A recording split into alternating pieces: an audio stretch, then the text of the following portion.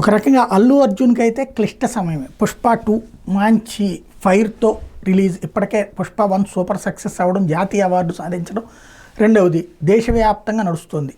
ఇక్కడ ఆంధ్రప్రదేశ్లో పరిస్థితి ఎట్లా ఉంటుంది? రెండు తెలుగు రాష్ట్రాలు Pavan fans, Chiranjeevi fans, Sai Dharam Tej fans, Varun Tej fans, ఇట్లా మెగా ఫ్యాన్స్ అందరిని కలిపి మెగా ఫ్యాన్స్ అంటారు. వాళ్ళే అల్లు అర్జున్కి కూడా ఉంటారు అన్నటువంటిదే ఇక్కడ కీ పాయింట్. అయితే అల్లు అర్జున్కి ఇట్లాగా మెగా ఫ్యాన్ అనే కాదు, మిగతా ఫ్యాన్ కూడా ఉంటారని తన నమ్మకం. ఆ నేపథ్యంలో నా అభిప్రాయాలు నేను స్వేచ్ఛగా ఉంటాను, నేను ఎవరిని ద్వేషించట్లేదు, ఎవరిని విభేదించట్లేదు అన్నటువంటి అతని ఉద్దేశం.